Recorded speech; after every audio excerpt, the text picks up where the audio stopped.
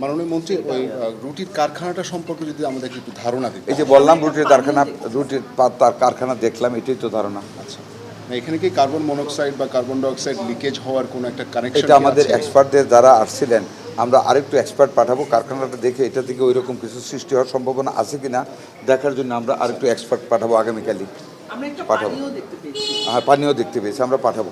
আমরা পানিটা লকড ওয়াটারটা জমাট পানিটা এবং রুটির কারখানাটা থেকে কোনো রকম পদার্থ মানে এই বেবিদের যেটা টলারেন্সের বাইরে হতে পারে এমন কোনো গ্যাস প্রবাহিত হচ্ছে কিনা, যেহেতু আমরা আইসিইউটা রুমের ভিতরে একটা গন্ধ পাচ্ছি, এটা আমরা নিরীক্ষা করে 2 দিনের ভিতর দেখে আমরা এনিওয়ে 3rd ডেতে আমরা প্রতিবেদন দেবো।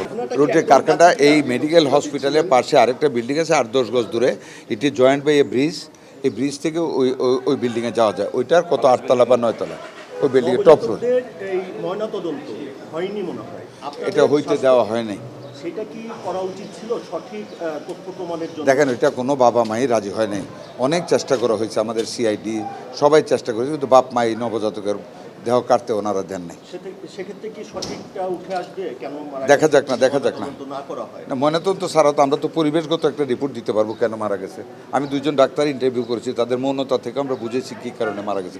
এটা আমার মনে হয় ডাক্তার সাহেবরা ভালোই বুঝবেন। কমিটিতে পিডব্লিউডি ইঞ্জিনিয়ার এবং নিবিউয়ের একজন এক্সপার্ট আছেন এবং সেইখানে একজন নিওনেটোলজি বিশেষজ্ঞ চিকিৎসকও আমাদের যে কমিটি ওনারা কোঅপ্ট করে নিয়েছেন স্যার।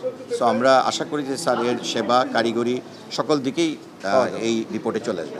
মাননীয় জিজি, আমরা জানি যে তদন্ত কমিটিতে 3 জন ছিল, এক্সটেনশন করে 6 জন করা না, এক্সটেনশন না, আপনারা বোধহয় এখানে লক্ষ্য করবেন যে কমিটিটি করা হয়েছিল 3 সদস্য বিশিষ্ট সম্মানিত যুগ্ম সচিব আমাদের যে বেসরকারি স্বাস্থ্য ব্যবস্থাপনা বিভাগের, ওনার নেতৃত্বে 3 সদস্য বিশিষ্ট কমিটি। ওই সময় কিন্তু একটা কোঅপশনের প্রভিশন রাখা হয়েছে, কারণ আমরা ধারণা করছিলাম যে এর সেবার সাথে সংশ্লিষ্ট কারিগরি দিক এবং অন্যান্য যে বিষয়গুলো এসি সহ অন্যান্য যে বিষয়গুলো আসে সেগুলোকে সঠিকভাবে অ্যাড্রেস করার জন্য এক্সপার্ট যেন ওনারা কোঅপ করতে পারেন, এই প্রভিশনটি শুরুতেই রাখা হয়েছিল।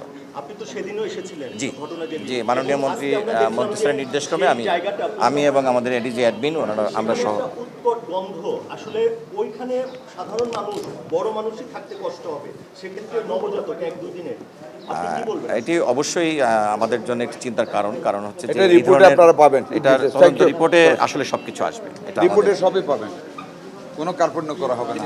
ধন্যবাদ।